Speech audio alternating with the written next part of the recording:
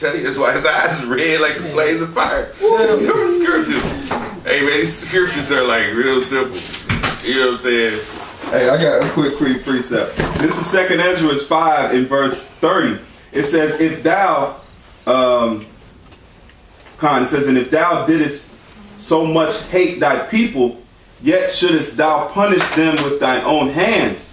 Now, when I had spoken these words, so like, hold on, this 29. It says, and they which gainsay thy promises and believe not thy covenant have trodden them down.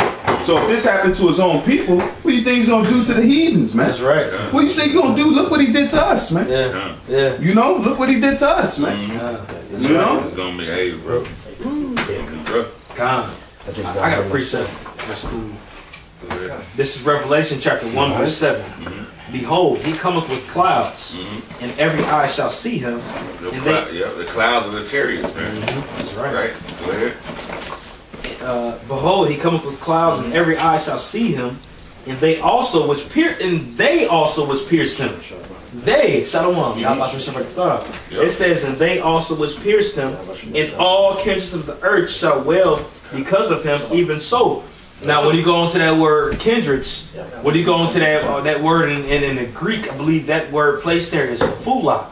And those are the one that pretty much goes into the 12 tribes that come under the patriarch Abraham. Okay, those are the ones that are going to wail, they're going to lament, they're going to mourn when they see him. But it says he's going to come back for the ones who pierced him, man. Because back then it was one individual that pierced him, bro. But that goes into that goes into Esau, man. Because it was a Roman that did that.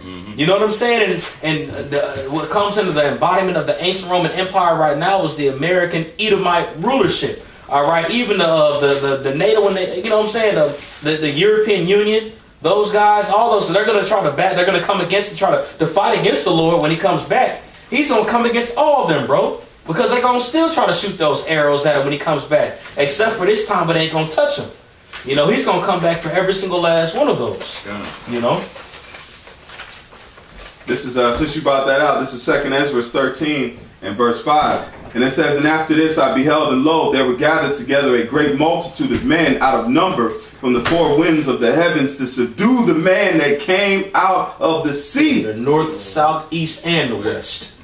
Every last one of them, the four winds in heaven, they all gonna try to come together in one accord. That wicked ass house. A lot of these Edomites that are fighting against each other are gonna try to come together in that day when they start seeing it come. When he break them clouds, man, they're gonna be afraid and start shooting at the Lord. That's right. That's right. And now, it says that they're going to try and fight him, right? Now, if he's coming in the all lovey-dovey spirit, then why are they trying to fight him then? He's got hugs and. That's a great point. Yeah, if he's coming like the Valentine's Day, the little baby, arrow. If he's coming like that, then why y'all gonna try to meet him in the clouds and fire missiles at him? Right. Yeah, precept? No. What he had. And it says, but I beheld, and lo, he had gathered. It says, I beheld, and lo, he had graven himself a great mountain. No, go ahead. Start off slow. It says, but I beheld, and lo, he had graved himself a great mountain and flew upon it. But I would have seen the region or place whereof the hill was graven, and I could not. So what Ezra was seeing, he was looking for that spot in the mountain that was missing. Because he said cherry was so big. It was so huge, yeah, that's right. The cherry was so huge, all he could see was the cherry. Yeah. So like you go. I know the mountain got to be missing. He was looking around. It's still there. Yep. It says, and after this, it says, but I would have seen the region or place whereof the hill was graven, and I could not. And after this, and what I'll be thinking about a lot of times, is you see Esau with his carnal weapons, his planes and whatnot. I used to be in the military, in the Navy, and I worked on aircraft, and I know that even in Esau's own mind, with that faulty equipment that they got, hydraulic systems breaking down, this, that, and the other. How the hell do you think you're gonna fight against something as spiritual as that? Coming from the heavens. You fighting with hydraulic fluids and jet fuel And you know what I mean? You push this button and all these different mechanics have to work. But Yahushua is coming from the spiritual realm, where everything is way past all this carnal stuff. And who's putting all these things together? Niggas like me. Niggas like me, half drunk, came to work, high and shit. Under the curses. That's what under the curse. That's what they Damn, bro. Yeah. That's who they're gonna be depending on to fight against Yahushua, the Heavenly Father. That's a damn shame. Go ahead, Al. And it says, and after this I beheld, and lo, all which were gathered together to subdue him were sore afraid, and yet durst fight. And they were so afraid because they knew what was going on. They knew it, man. There ain't no way we're gonna be able to pull this off. This ain't like going to Vietnam. This ain't like going to Korea. This is fighting the spirit. But they still gonna do it because that's just a prophecy. That cuts. That's a cut to what we spoke on earlier about an hour ago of free will too. Because if you see something that's come out of the cloud, and it zoom fast, your eye can see. How you think you're gonna be able to actually point a weapon? That's right. You're gonna be scared, like the scriptures say, but he gonna make you fight. So that means you're gonna do his will. Ain't no free will, man. Just in time, what I think about too is Pharaoh, man. Pharaoh the whole time, because he told Moses, said, look, I shall harden Pharaoh's heart, so he will not let thee go. So when Pharaoh got his kids took, man, he could have laid down in the bed, had his mourning period. But no, the Lord put in his heart, get your ass up, get your army, gather your choice men of gold, chariots, get your ass and chase Israel. So he just got up, you know what I'm saying? He let him go. Yeah. So that's showing you that's in the same thing, because history's gonna repeat itself. They're gonna literally, the Lord forced them out to come and chase Israel, and then the chariot was still, because it says the pillar was light on Israel and dark on the Egyptians. Just like right now, the Lord is shining the light on us, and everybody else is in darkness, man, simultaneously. So it's happening now. So these Edomites and the jets and the food, man, that's all carnal, man. It's all carnal, but like it says, the spiritual aspect is going to, the Lord wants to exalt himself, man. So we can see and know that, he's the one. That's right. As far as speed, as far as direction, how you gonna fight something that's coming from the spirit realm? Right. How you gonna even try to, what do they say, box with God? How you even gonna try to do that? That's done deal. But that's beautiful, brother said that, because they spirit know they can't win, but the Most High got that in their mind to go ahead and fight. Yeah, like you can't fight something that's more powerful and stronger than you are. That's right. What he say in John 6 38, he said, "For I come down not from heaven, not to do my own will, but the will of him that sent me." So it's gonna be beautiful, man. When them skies crack, it's gonna be scary. Ain't even elect gonna be scared. I ain't finna sit there and say I ain't gonna be scared. I'm gonna be scared. Yeah. Hey, I'm trying to keep my faith on. I got a quick precept, because we all literally in the mode. That second Ezra, and it says, let me see if I can't find it. You paraphrase it? It says in dust. I got it. This is one of my favorite verses, man, to show the magnitude of the Lord's presence, because this cuts that Satan, there's a war in heaven, Satan is doing this and his angels. No, in the heavens is perfect harmony, man. On the left and the right, the Most High is something terrible, man. This is 2 Ezra 8 and verse 20. O Lord, it says, O Lord, thou that dwellest in everlastingness, which beholdeth from above things in heaven and in the air, whose throne is inestible, whose glory may not be comprehended, before whom the host of angels stand with trembling. These are beings with spiritual power. How much more us, man? And he coming on the earth, he's sending the sun back, and this is going to be in the mid. Come on, angels are trembling. Now, Whose Now- thrones are nestled? That's your Howard right there. Con. Mm-hmm. Now in the book of Job, when Yahweh told Satan, so have you considered my servant Job? Now Yahweh told him, now afflict him, but don't take his life. Now did Satan take his life? No, he didn't. He followed it to a T. he followed it to a T. Yeah. That's a good point. Oh, and he also said you have a hedge around Job, so he couldn't even get torn. He had to ask the Lord, Right. are you going to let me go ahead? Yeah. Like, so, man, everything in the spirit world, man, everything in the heavens, I mean, everything where Yahweh Shai is at, man, everything is in order, man. Everything is in order. That's right. Like, who was That's why you said. the lying spirit in the mouth of his prophets? Yeah, that's right. That's right. You remember when Yahweh Shai rebuked those demons and they went into the swine Yeah. and ran off the mountain? You know, those demons, they straight up dipped out to the swine They and said- ran off the mountain. They said, have you come to take us before our time? Yeah, man. You know? Every spirit is in subjection under the Heavenly Father, man. Every Man. angelic spirit, man. Beautiful. You know? Yeah, that's a great point, bro. Okay. Where we left over? I was on 2 Ezra 13. Go You ahead. want me to finish that off? Yeah, y'all can jump in if y'all want to break it down. You know, we've been through about an hour, 2 hours. Y'all want to get it in, man. Yes, y'all want, we can start wrapping up and head downtown here in a minute. Okay. But that's a beautiful. Yeah.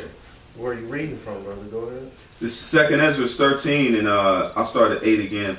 It says, after this I beheld, and lo, all they which gathered together to subdue him were sore afraid, and yet does fight. And lo, it says, Like I said, not only those, we just talking about aircraft. You got the ships out there in the sea. They gonna see what's going on. You got, all the what I want to say, the missile silos. Yeah. They gonna be working off of radar and working off of satellite and all that. None of that stuff is gonna work. All them men are gonna be afraid. The police officer who's walking around now like he Big Billy Badass, all them niggas are gonna be afraid. Everybody's gonna have that same look on their face. Damn. I think this is it. I think this is it. Right? That's right.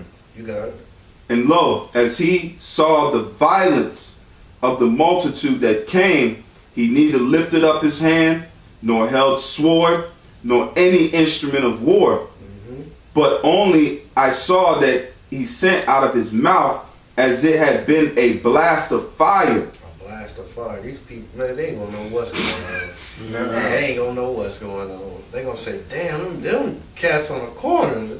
I should have been listening to them a long time ago. Running back trying to look at breakdowns, talking about we've been down since day one, lying and shit.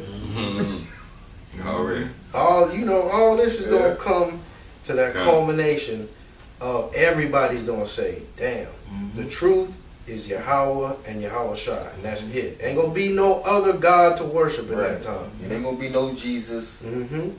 Well, what is a Jesus, man? That makes no sense. Like, man, the truth is Yahweh and Yahweh Shai, man. In the scriptures. That's the truth, man. That's the gospel. That's right. The good news is to the Israelites, man. Not everybody. That's right. Everybody ain't getting it.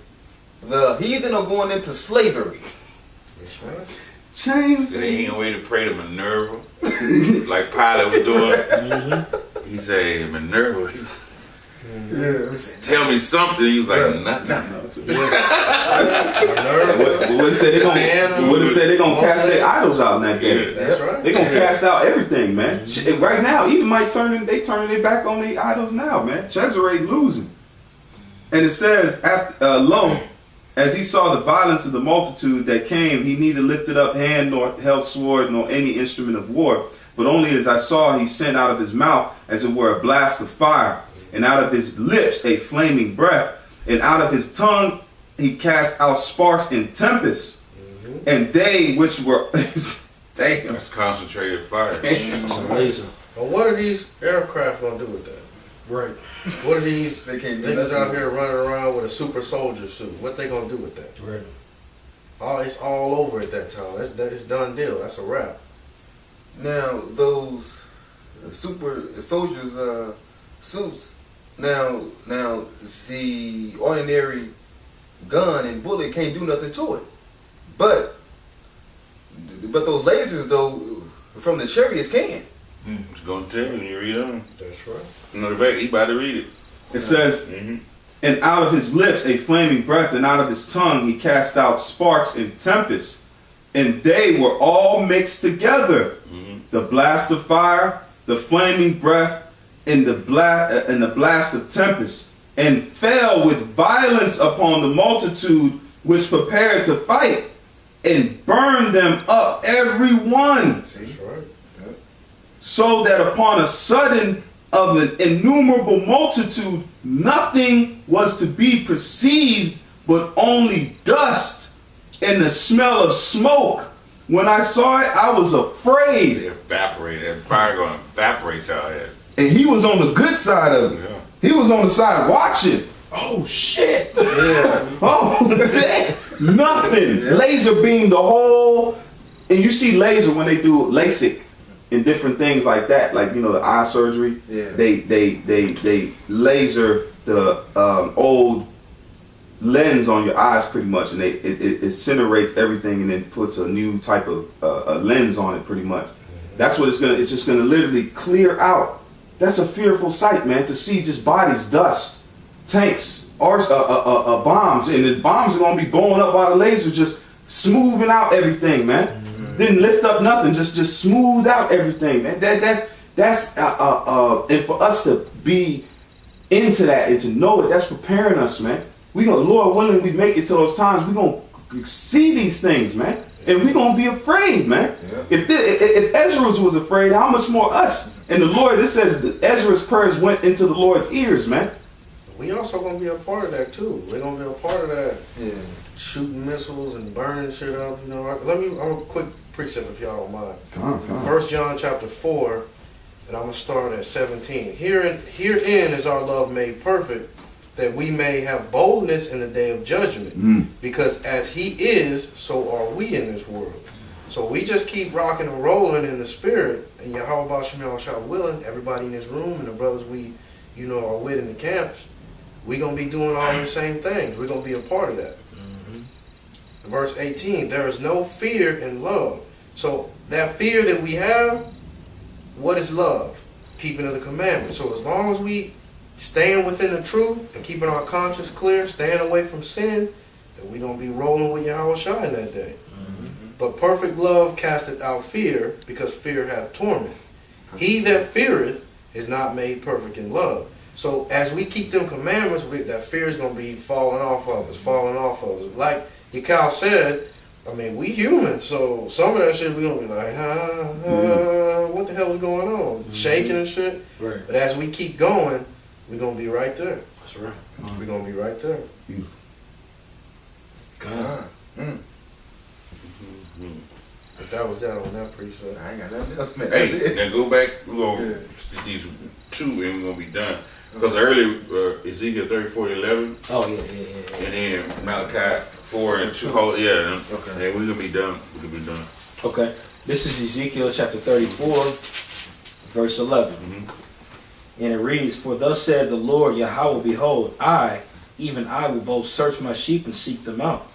As a shepherd seeketh out his flock in the day that he is among his sheep that are scattered, so will I seek out my sheep, and will deliver them out of all places where they have been scattered in the cloudy and dark day. So now the sheep are Israel, the elect, and he say he gonna deliver us out in that dark day, which is thermonuclear destruction. And then this is how he gonna deliver us. 4 and 2. Okay. All right. Malachi 4 and 2. Because we read 1, which day gonna come, it's gonna burn as an oven, it's gonna burn Esau, gonna take his whole generation out and everything. Go ahead. It says, but unto you that fear my name, Yahweh Shem Shai. shall the Son of Righteousness arise with healing in his wings. The healing in his wings, man. That healing is when he deliver us, padah, Hebrew word padah, in the chariots. And I'm gonna get that word I'm gonna show you that word healing. I'm gonna show you that word healing means. Malachi 4 and 2. Mm-hmm. That word healing is 4832 Hebrew word